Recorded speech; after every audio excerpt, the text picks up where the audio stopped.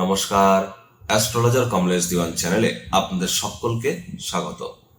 আজ এই প্রতিবেদনে আমরা আলোচনা করব মিথুন রাশি, মিথুন লগ্ন, জেমিনাই সাইনের জাতক জাতিকাদের ক্ষেত্রে 2026 সালের অগস্ট মাস ঠিক কেমন অতিবাহিত হবে সে বিষয়ে আমরা বিস্তারিত আলোচনা যেমন করব, গ্রহগত নক্ষত্রগত গোচরের ছক ধরে ধরে আলোচনা করব। আপনাদের মধ্যে যারা মৃগশিরা, আদ্রা এবং পুনর্বসু নক্ষত্রের জাতক জাতিকা তাদের জন্য নক্ষত্রগত আলোচনাতে আমরা থাকতে চলেছি। আর আপনাদের মধ্যে অর্থাৎ মিথুন রাশির জাতক জাতিকাদের ক্ষেত্রে কিন্তু বর্তমানে আমরা আপনাদের পরিবার বাণী অর্থের ভাবে আমরা দেখব যে গুরু বৃহস্পতি কিন্তু উচ্চস্থ হয়েছেন। আপনাদের কর্মস্থানে শনি মহারাজ কিন্তু বক্রী হয়েছেন। বুধের ভদ্রা নামক রাজযোগ থাকলেও 12 তারিখের পর কিন্তু বুধ আপনাদের 12 তারিখের পরে নয়, 5 তারিখের পর কিন্তু বুধ রাশি পরিবর্তন করে যাবে। সরস্বতী যোগ, বুধাদিত্য যোগ পরিলক্ষিত করব। আপনাদের পরাক্রমে সূর্য স্বগৃহে গোচর করে তিনি কিন্তু সিংহ সংক্রান্তি ঘটাবেন। আবার 12 তারিখে আমরা সূর্য গ্রহণও কিন্তু পরিলক্ষিত করব। তাহলে স্কিপ না করে পুরোটাই শুনবেন যদি ভিডিওটির প্রকৃত মর্মার্থ আপনারা উপলব্ধি করতে চান। পরিশেষে যেমন প্রতিকার নিয়ে আলোচনায় থাকি তেমনটি তো আছি। আলোচনাটি ইন জেনারেল হবে, অর্থাৎ এই পৃথিবীতে যতজন মিথুন রাশির জাতক জাতিকা আছেন আলোচনাটি তাদের প্রত্যেকের জন্য। আপনি চাইলে আপনার ব্যক্তিগত গণনা এনি টাইম আমাদের দ্বারাই কিন্তু করাতেই পারেন। এর জন্য স্ক্রিনে আমরা নাম্বার দিয়ে থাকি। শনিবার রবিবার অফিসে এসে কলকাতাতে আপনারা ফেস টু ফেস সাক্ষাৎ করতে পারেন। এছাড়া তো স্ক্রিনে আপনারা দেখতেই পাচ্ছেন যে পশ্চিমবঙ্গের আর কোথায় কোথায় আমরা চেম্বার করে থাকি। আর আপনারা চাইলে অবশ্যই যোগাযোগ করুন এবং রাজযোগ চ্যানেলকে আপনারা ঠিক যেভাবে সমর্থন করেছেন আশা করি নতুন চ্যানেলের পাশেও আপনারা ঠিক একই রকম সমর্থন বজায় রাখবেন। এবার স্ক্রিনে আপনারা যে চার্টটি দেখতে পাচ্ছেন এটি কিন্তু মিথুন রাশির জাতক জাতিকাদের ক্ষেত্রে 2026 সালের অগস্ট মাসের গ্রহগত গোচরের ছক। আপনারা দেখতে পাচ্ছেন আপনাদের রাশিতে ফার্স্ট হাউসে 3 লেখা আছে। যেখানে 3 লেখা আছে গুলিয়ে ফেলবেন না, এটি কিন্তু আপনাদের ফার্স্ট হাউস। কারণ এখানে বসে আছে বুধ আপনাদের রাশিধিপতি স্বগৃহে ভদ্রা নামক পঞ্চমহাপুরুষ রাজযোগ তৈরি করে। আর বুধ কিন্তু 5 তারিখে রাশি পরিবর্তন করে যাবে, করে কিন্তু গুরু এবং সূর্যের সাথে সংযুক্ত হয়ে সরস্বতী যোগ এবং বুধাদিত্য যোগও তৈরি করবে। গুরু উচ্চস্থ হয়েছেন শনির নক্ষত্র পুষ্য নক্ষত্রে আপনাদের পরিবার বাণী অর্থের ভাবে। আর সূর্য কিন্তু ঠিক যদি দেখা যায় তাহলে 17 তারিখে সিংহ সংক্রান্তি ঘটিয়ে কিন্তু রাশি পরিবর্তন করে কেতুর সাথে সংযুক্ত হবে। আপনাদের পরাক্রমের স্বগৃহে সিংহ সংক্রান্তি করবেন। আর এখানে কেতু মঘা নক্ষত্রে আছে। বুধও কিন্তু আবার 22 তারিখে রাশি পরিবর্তন করে সূর্যের সাথে কেতুর সাথে সংযুক্ত হবে। শুক্র থাকছে পুরো মাসটি জুড়েই কোথায় আপনাদের ক্ষেত্রে আপনাদের সুখ ভাবে। আর রাহু থাকছে আপনাদের ভাগ্যস্থানে। মঙ্গলের নক্ষত্র ধনিষ্ঠ নক্ষত্রে গোচর করে যাবে 2 তারিখের পর। আর শনি থাকছে রেবতী নক্ষত্রে আপনাদের ক্ষেত্রে আপনাদের রাশির মালিকের নক্ষত্রে আপনাদের কর্মস্থানে। আর মঙ্গল থাকছে আপনাদের 12th হাউস মোক্ষের ভাব, ব্যয়ের ভাবে, যেখানে 2 লেখা আছে। মঙ্গল 2 তারিখেই রাশি পরিবর্তন করবে।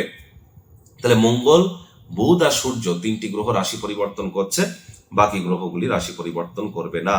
প্রথমেই যে বিষয় সম্পর্কে আপনাদেরকে অবগত করাবো, দেখুন আপনাদের ক্ষেত্রে কিন্তু পরিবারের প্রতি, পরিবার পরিজন, আত্মীয় স্বজন, পাড়া প্রতিবেশী, বন্ধু বান্ধব, অর্থাৎ আপনার ফ্যামিলি সার্কেলের আশপাশে আপনার নেবারহুডের ক্ষেত্রে এবং আপনার মামা মাতামহ মাতৃকুল এর সাথে সাথে কিন্তু আপনাদের কর্মক্ষেত্রে, আপনাদের কাজের জায়গায় আপনাদের রেসপন্সিবিলিটি, দায়িত্ব অলরেডি কিন্তু বেড়েছে, না হলে কিন্তু এ সময় বৃদ্ধি পেতে চলেছে। এটি কিন্তু খেয়াল রাখতে হবে। অনেকের ক্ষেত্রেই আপনারা লক্ষ্য করছেন যে ধীরে ধীরে কিন্তু এবার আপনাদের ব্যাংকের ব্যালেন্স বৃদ্ধির যোগ শুরু হয়েছে। আর এই মাসেও কিন্তু আপনাদের ব্যাংকের ব্যালেন্স বৃদ্ধির জন্য সময় সুযোগ কিন্তু প্রবল থাকতে চলেছে। এ বিষয়ে কোনো সন্দেহের অবকাশ কিন্তু নেই। তবে এখানে একটি জিনিস দেখতে হবে যে মঙ্গল কিন্তু 2 তারিখে রাশি পরিবর্তন করে আপনাদের রাশিতে গোচর করে যাবে, যার ফলস্বরূপ 2 তারিখের পর এই হাই এনার্জিকে চ্যানেলাইজ করবার জন্য যোগব্যায়াম, ধ্যান, প্রাণায়ামের সাহায্য নিন, শারীরিক কসরত করুন, শরীরের ঘাম ঝরান। তা না হলে কিন্তু এটি অ্যাঙ্গার ইস্যু হয়ে আপনার আশপাশের মানুষজনদেরকে প্রভাবিত করবে। রাগের মাত্রা কিন্তু একটু বেড়ে যেতে পারে, হুটহাট করে রেগে যেতে পারেন। আর রাগ কিন্তু স্বল্প পাগলামিরই একটি রূপান্তর মাত্র। চেষ্টা করতে হবে দাম্পত্য জীবনে অহেতুক কলহ যাতে বৃদ্ধি না হয়। স্বামী স্ত্রী শব্দ চয়নের দিকে অতিরিক্ত নজর আপনারা প্রদান করে কিন্তু চলবেন। আর 2 তারিখের পর মঙ্গল চতুর্থ দৃষ্টি দিয়ে যেহেতু শুক্রকে দেখবে, তাহলে চেষ্টা করতে হবে নজর দোষ থেকে বাঁচার। কারণ এই সময় কিন্তু আপনাদের অ্যাট্রাকশন পাওয়ার কিন্তু বৃদ্ধি পেতে চলেছে, অর্থাৎ আপনি যেখানেই যান না কেন, পুরুষ মহিলা দুই ধরনের জাতক জাতিকাদেরই কিন্তু দৃষ্টি আপনার উপরে থাকবে, যার কারণে নজর দোষও কিন্তু আপনার উপরে পড়তে চলেছে। এ সময় যৌন চাহিদা কাম বাসনাকে একটু কন্ট্রোলের মধ্যে কিন্তু রাখতে হবে, মেজাজকেও কন্ট্রোলে রাখতে হবে। মায়ের শরীর স্বাস্থ্যের দিকে নজর দিন, মায়ের সাথে সম্পর্কের দিকে নজর দিন, মায়ের কর্মের দিকে নজর দিন। ছোটখাটো রোগ শোক দেখা দিলে বা যদি আপনার রক্ত, হৃৎপিণ্ড, বুক বা ফুসফুস ওরিয়েন্টেড কোনো সমস্যা থেকে থাকে, ইমিডিয়েট চিকিৎসকের পরামর্শ আপনারা নিন। মেডিসিন কিনে যেন খেতে যাবেন না, তাহলে মেডিসিনের উপরে নির্ভরশীলতা কিন্তু আপনাদের বেড়ে যেতে পারে। এখানে খেয়াল রাখতে হবে আপনাদের অবশ্যই নতুন জমি, নতুন বাড়ি, নতুন গাড়ি এগুলি যদি আপনারা ক্রয় করতে চান, জ্যোতিষতাত্ত্বিক পরামর্শ গ্রহণ করেই আপনাদের ক্রয় করাটা কিন্তু বেটার হবে। আর এখানে নিজে থেকে সিদ্ধান্ত গ্রহণ করে আপনারা যেন ক্রয় করতে যাবেন না। এখানে যদি দেখা যায় সরকারি চাকরিজীবী, রাজনীতিবিদ, নেতা, মন্ত্রী, সরকার পক্ষ, শাসক দল, বিরোধী পক্ষে যারা আছেন, প্রাইভেট সেক্টরে যারা অ্যাডমিনিস্ট্রেটিভ লেভেলে কাজ করেন, সূর্য যখন রাশি পরিবর্তন করে ত্রিকোণ ভাবে গোচর করে যাবে, অর্থাৎ ত্রিকোণপতি স্বগৃহে যখন গোচর করবে, তখন দুর্দান্ত পরিণামদায়ক ফলাফল আপনারা প্রাপ্তি করবেন। ছোটখাটো যাত্রা ভ্রমণ থেকে আপনারা উপকৃত হবেন, সাহস বাড়বে, পরাক্রম বাড়বে, লিডারশিপ কোয়ালিটিস, ম্যানেজমেন্ট স্কিল, আপনার রেপুটেশন, আপনার ভাইটামিন ডি, আপনার কনফিডেন্স সবই কিন্তু 17 তারিখের পর গ্রো করতে চলেছে। যারা সরকারি চাকরিজীবী আছেন, তাদেরও প্রমোশন, পদোন্নতির যোগ পরিলক্ষিত হবে 17ই অগস্ট থেকে 17ই সেপ্টেম্বর পর্যন্ত। 17ই অগস্ট থেকে 17ই সেপ্টেম্বর পর্যন্ত বেকার যুবক যুবতী যারা আছেন, প্রচেষ্টারত থাকুন। নতুন চাকরি, নতুন কর্মসংস্থানের যোগও কিন্তু আপনাদের ক্ষেত্রে আমরা পরিলক্ষিত নিশ্চিতভাবে করছি। একই সাথে আপনাদেরকে বলবো যে বাজেট খরচকে একটু নিয়ন্ত্রণের মধ্যে রাখুন। খরচের মাত্রা কিন্তু দীর্ঘদিন ধরে আপনাদের বেড়ে যাচ্ছে, একটু খেয়াল রাখুন। ঘুমের সমস্যা হলে ইমিডিয়েট জ্যোতিষতাত্ত্বিক পরামর্শ নিন। অতিরিক্ত মাথার চুল পড়ছে, সময়ের কাজ সময়ে করতে পারছেন না, অথবা স্কিন ড্রাই হয়ে যাচ্ছে, ত্বক শুষ্ক প্রকৃতির হয়ে যাচ্ছে, এর মধ্যে যে কোনো একটি হলেই বুঝতে হবে শনি দুর্বল অবস্থানে আছে আপনার জন্মছকে। আর বর্তমানে শনি বক্রী হয়েছেন, হার্ড ওয়ার্কের কোনো বিকল্প নেই। বাজেটকে নিয়ন্ত্রণে রাখতে হবে। মায়ের শরীর স্বাস্থ্যের দিকে নজর দিন, মায়ের সাথে সম্পর্কের দিকে নজর দিন, মায়ের কর্মের দিকে নজর দিন। অবিবাহিত যারা আছেন, বিবাহের যোগ তৈরি হলেও আপনাদের উচিত হবে জ্যোতিষতাত্ত্বিক পরামর্শ গ্রহণ করেই বিবাহ করা।